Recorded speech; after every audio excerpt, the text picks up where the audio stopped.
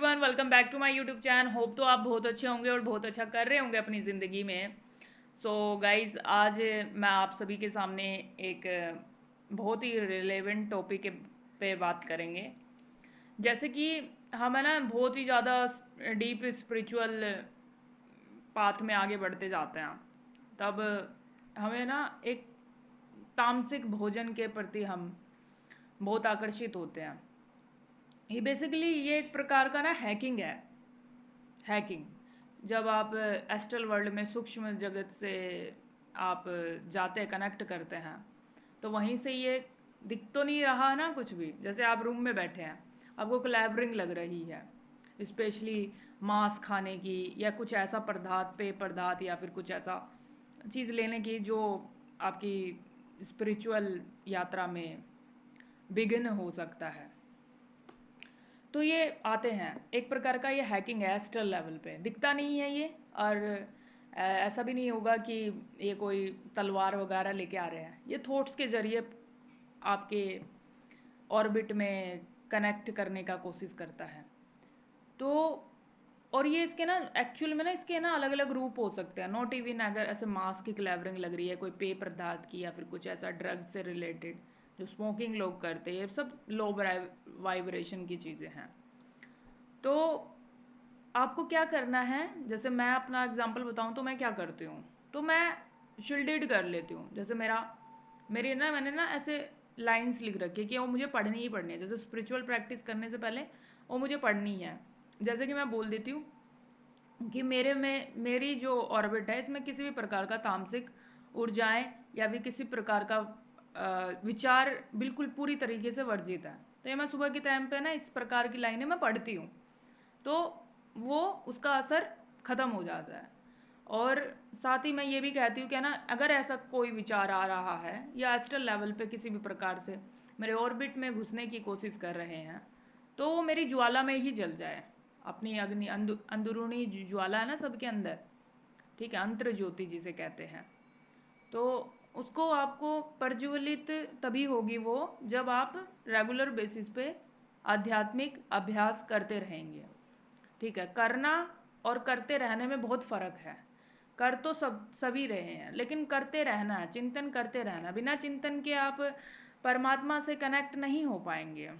तो परमात्मा से कनेक्ट होने के लिए आपको रेगुलर बेसिस पे चिंतन भी करना पड़ेगा। ठीक है, अपने ड्रीम्स को डिकोड कीजिए। ठीक है, रेगुलर बेसिस पे जो भी आपको विजन्स आ रहे हैं, सपने आ रहे हैं, उन सभी को डिकोड कीजिए। आप जितना डिकोड करेंगे उतना आपका मार्ग क्लियर होगा, साफ होगा। और अपनी ओथ को सुबह पढ़िए, अपने हिसाब से लाइन लिखिए जो भी आपको। जैसे मेरे को मास की क्लैवरिंग आती है, मुझे नहीं पता है किस प्रकार से आ रही है, शायद मेरे लोअर एस्ट्रल बॉडीज़ हैं वो मुझे बता रहे हैं। कुछ लोग ये कहते हैं कि नहीं ये सिद्धियाँ हैं, नेगेटिव सिद्धियाँ आ जाती है। ऐसा कुछ नहीं होता, सिद्धियाँ आ जाती हैं। इसी बात पे लाइट भी आई, प्रकाश आया। तो ऐसा नहीं होता कि कोई नेगेटिव सिद्धि होती। सिद्धियाँ तो भाई बहुत ही पुण्य कर्म करना पड़ता है, बहुत ही अभ्यास करना पड़ता है, जब सिद्धियाँ मिलती है, जब सिद्ध होते हैं हम। सिद्धियाँ नहीं होती हैं वो नेगेटिव, वो सिर्फ आपके एस्ट्रल बॉडीज होते हैं। ठीक है, बेसिकली।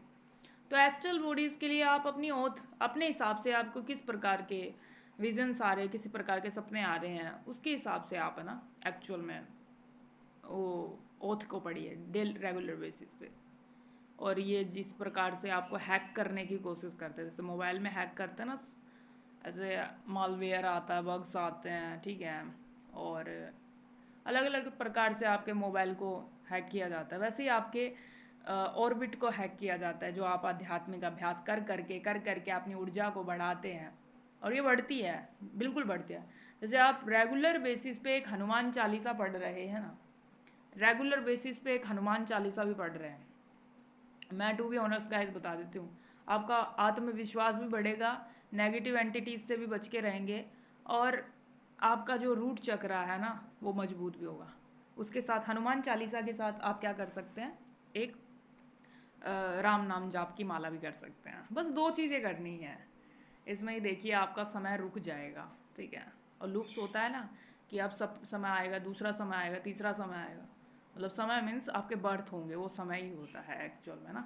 समय को नाप नहीं सकते हैं, जो हमें दिखता है 24 आवर्स दिखता है, ये समय सिर्फ एक हमारे लिए जीवन जीने की एक शैली में आ गया है।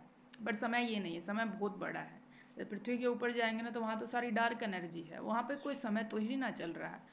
पृथ्वी भी तो अपने ऑर्बिट में घूम रही है, और अब तो और तेज़ी से बढ़ रही है क्योंकि परिवर्तन का समय है। तो आप हनुमान चालीसा करेंगे, एक माला राम नाम जाप की करेंगे, और अपने कंफर्ट के अनुसार कोई भी मंत्रा जाप, कोई भी नाम जाप, ठीक है, कर सकते हैं। इससे आप अपने ओरा को बहुत स्ट्रॉन्ग कर लेंगे और ऑर्बिट को भी आप सिक्योर रखेंगे, ठीक है। और जिस प्रकार की ये तामसिक ऊर्जाएँ आती है ना, जो नॉट इवन मांस मछला ये सब खाने का आता है, वो और भी हो सकते हैं, आपके फियर हो सकते हैं, नेगेटिव पैटर्न्स हो सकते हैं। बेसिकली ये आपके लोअर एस्ट्रल बॉडीज होते हैं। मेरे साथ तो ऐसा क्या होगा कि मैं तो वो काम कर भी नहीं रही, तो मुझे क्यों दिख रहा है वो ऐसा, तो मैं समझ गई। अब मैंने क्लियर कर लेती हूँ ना, ये क्या है, ये नेगेटिव एस्ट्रल बॉडीज हैं। और आपके जो हायर बॉडीज होंगे वो एकदम दिव्य होंगे, बिल्कुल प्रकाश में ही, ठीक है। तो ये अपनी जो आपको कई बार होता है ना, स्पिरिचुअल अभ्यास कर रहे हैं, अरे हमें सपने में तो हम ऐसा काम कर रहे हैं, हम रियलिटी में हम अभ्यास करते हैं तो ऐसा कहता है, तो गिल्ट वाली भावना आती है। तो ये गिल्ट भी एक प्रकार का लूप है, ये भी है क्या, गिल्ट नहीं लाना है, ठीक है। परमात्मा परमात्मा के साथ आप जुड़े हुए हैं तो गिल्ट तो आ ही नहीं सकता ना, बिल्कुल भी नहीं आ सकता। तो ऐसा नहीं सोचना है, बिल्कुल भी नहीं सोचना। गिल्ट जैसी कोई चीज़ नहीं होती, फियर जैसा भी कोई चीज़ नहीं होता है, ठीक है। ये सब है ना नेगेटिव पैटर्न्स हैं, नेगेटिव लूप्स हैं, एक प्रकार का एक्सटर्नल वे पे आपको प्रताड़ित करने का एक जरिया है। तो उसमें आप सिर्फ ये कहें कि ना, जो भी नकारात्मक या तामसिक ऊर्जा मेरे ऑर्बिट में आने की कोशिश कर रही है, वो मेरे ज्वाला में जल के भस्म हो जाए। ये आप लिख भी सकते हैं, वार्निंग एकदम दीवार पे, जहाँ आप सोते हैं ना सामने, ये देख ले, पढ़ें बार बार, और जोर से पढ़ें। मैं तो कहूँगी 3 बार जोर से पढ़ें, जब भी आए देखना वो बंद हो जाएंगे, और एक टाइम ऑफ पीरियड के बाद नहीं आएंगे। थोड़ा बहुत असर होगा तो आप ये एफर्मेशन जब भी कर सकते हैं, ठीक है। तो इस वीडियो में बस इतना ही। थैंक यू सो मच, आप इस वीडियो में बने हैं। जय श्री राम, जय नीम करोली बाबा, हर हर महादेव, जय महाआदि शक्ति, धन्यवाद।